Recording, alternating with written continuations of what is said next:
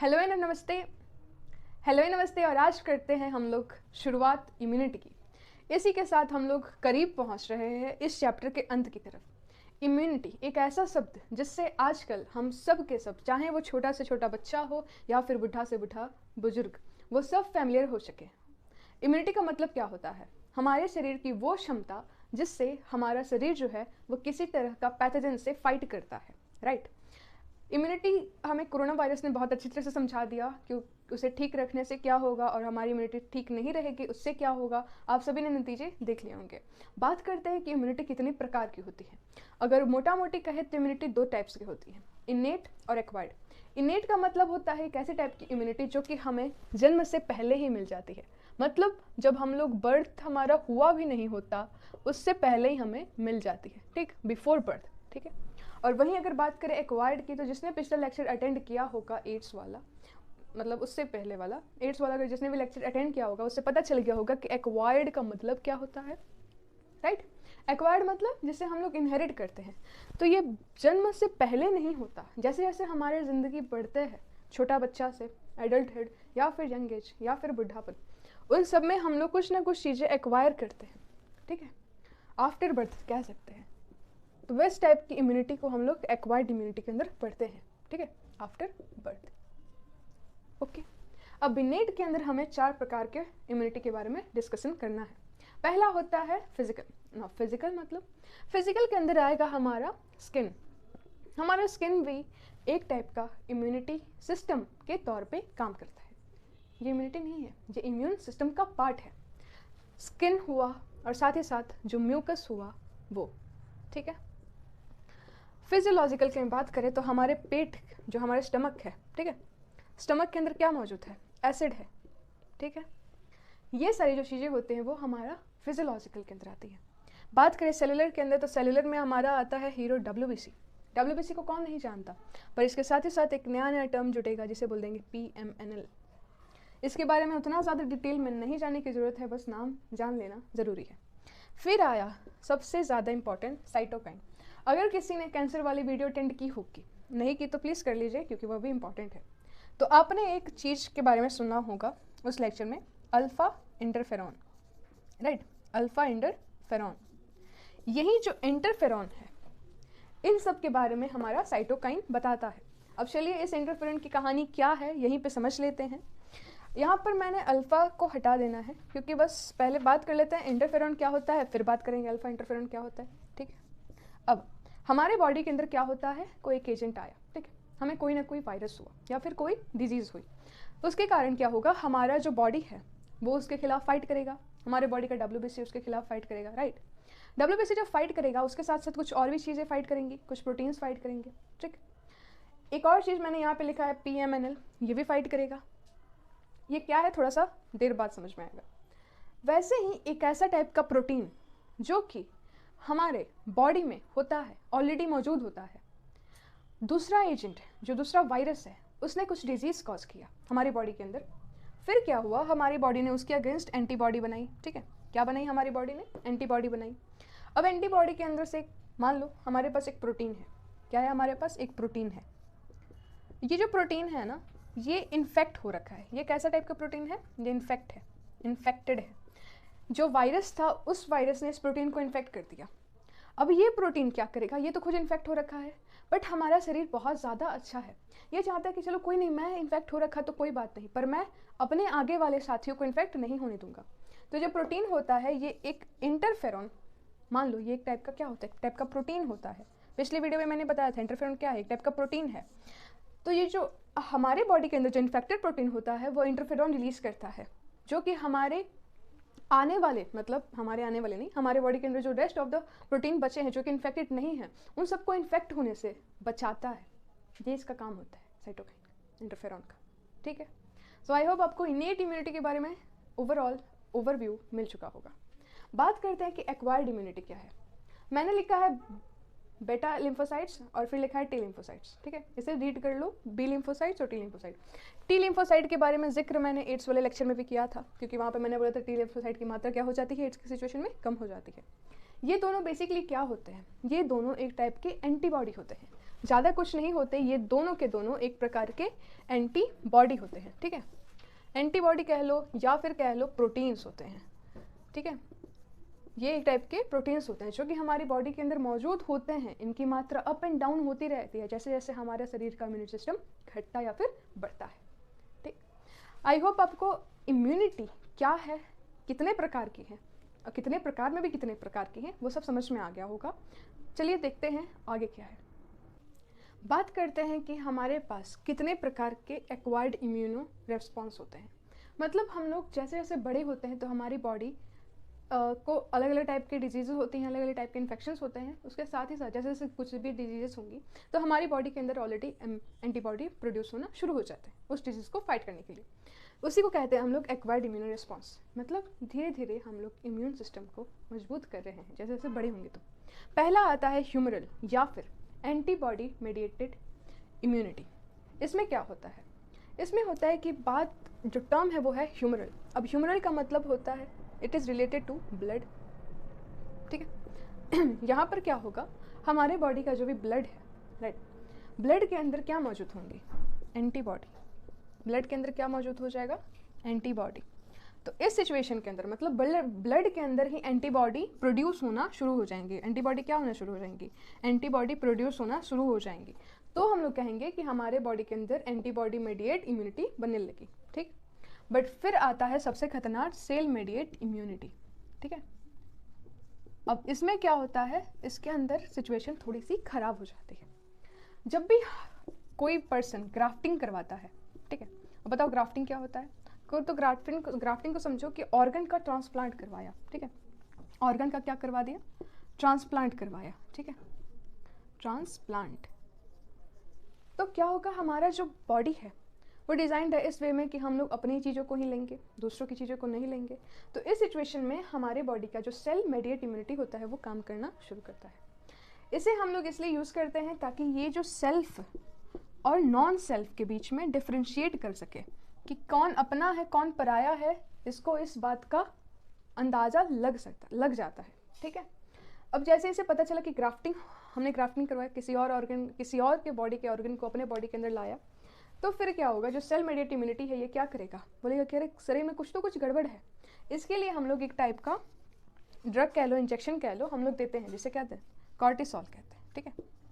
ये एक टाइप का इम्यूनो सप्रेसर होता है। मतलब ये हमारी इम्यून सिस्टम को सप्रेस करेगा उस पॉइंट के लिए जब तक ये जो ऑर्गन हमने डाला है उसे अपना बॉडी जो है वो एक्सेप्ट ना कर ले, तब तक हम लोग ये जो कॉर्टिसोल है उसे इंजेक्ट करते रहते हैं।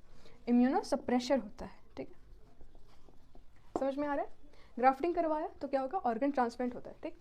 जो सेल मेडिएट इम्यूनिटी है इसे पता रहता है कि सेल्फ कौन सा है, नॉन सेल्फ कौन सा है। इसके कारण ही ये क्या करता है, अपने शरीर के अंदर कुछ ना कुछ चेंजेस लाना। रहे इसे पता चल जाता है कि ये हमारे बॉडी का पार्ट नहीं है, कुछ तो गड़बड़ है, ठीक है।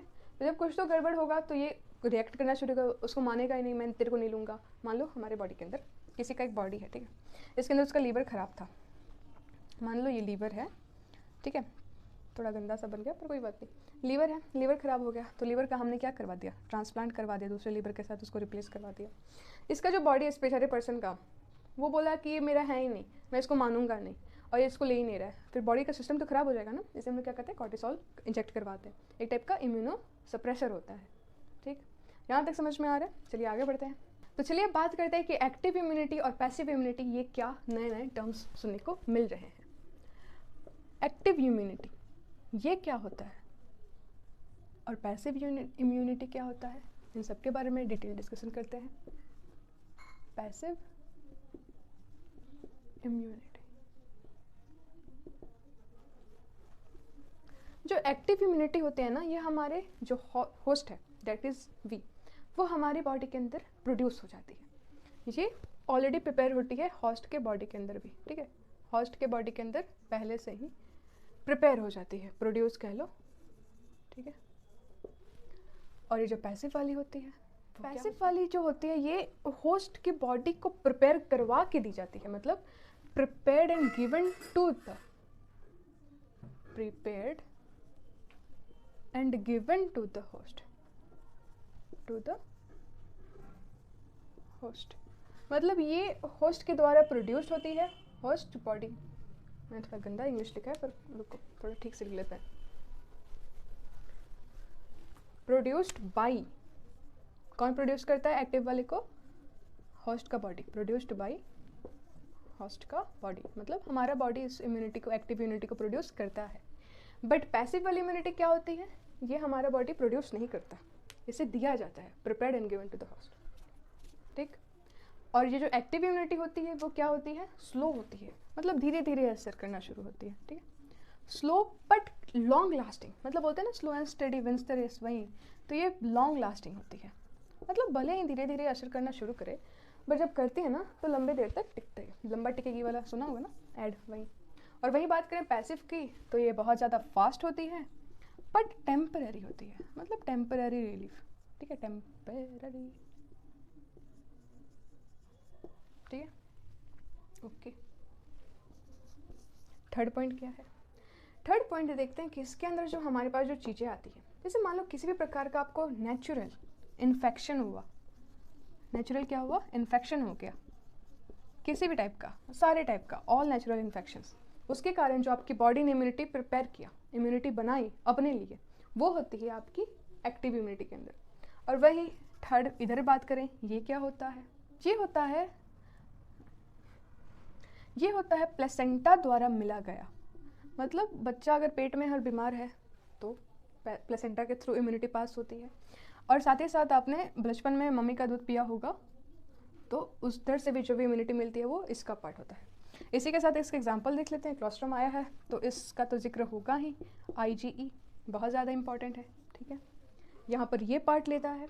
और वहीं यहाँ पे बात करें तो यहाँ पर हमें वैक्सीनेशन लगवाना पड़ता है। वैक्सीनेशन दैट इज टीकाकरण, अब तो बच्चों के लिए भी आ गया है, राइट। सो आई होप आपको एक्टिव इम्यूनिटी क्या है, पैसिव इम्यूनिटी, ये सब समझ में आ गया होगा। देखते हैं कि वैक्सीनेशन क्या है और कैसे है। यहीं पर डिस्कस कर लेते हैं कि वैक्सीनेशन क्या है, क्योंकि यहाँ पे स्पेस बचा ही है।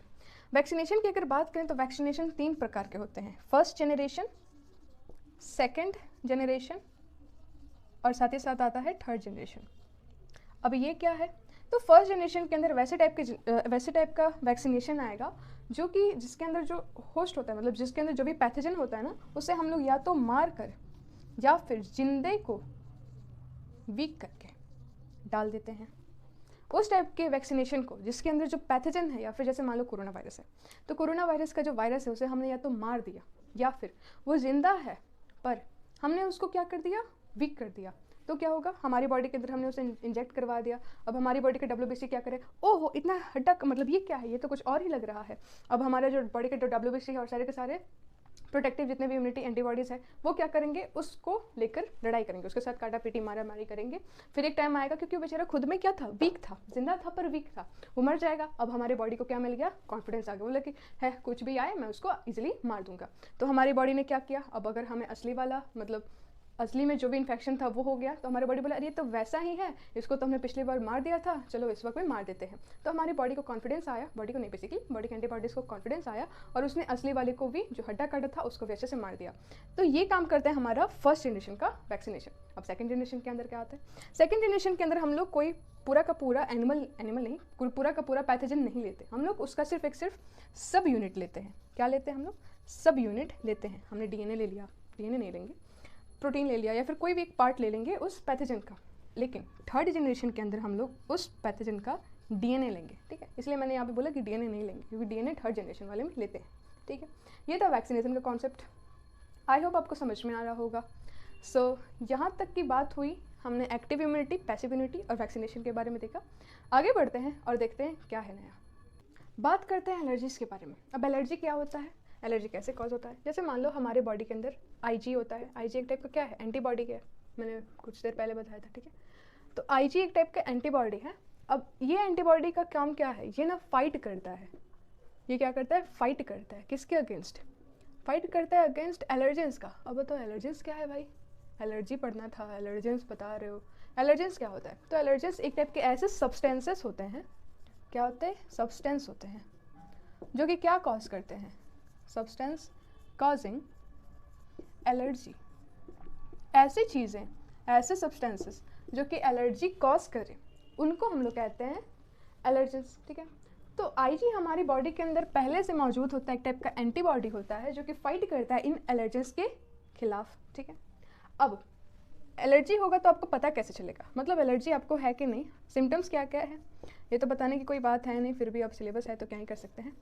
देखो, किसी को भी एलर्जी हुआ तो सबसे पहले तो उसे वाटरी आई होगा, ठीक है, वाटरी आई होगा, फिर रनिंग नोज़ होगा, नाक बह रही है, ठीक है, रनिंग नोज़, और साथ ही साथ क्या होगा, स्नीजिंग आएगा, छींक आएगा। जैसे किसी किसी को होता है डस्ट का एलर्जी, तो जैसे ही धूल आता है तो फिर आएगा छी, ठीक है, स्नीजिंग, ठीक है। स्नीजिंग की स्पेलिंग गलत हो तो कोई बात नहीं, समझ में आना चाहिए। सो वाटरी आई होगा, रनिंग नोज होगा, स्नीजिंग होगा। अब ट्रीटमेंट क्या है, ठीक है, ट्रीटमेंट क्या है, किसी को एलर्जी है उसका ट्रीटमेंट क्या है। जैसे देखो, एलर्जी जो होता है ना वो, एंड जो आईजी होता है वो हमारे एलर्जेंस के थ्रू अगेंस्ट फाइट करता है, बट हमारे बॉडी के अंदर होते हैं मास्ट सेल्स, ठीक है।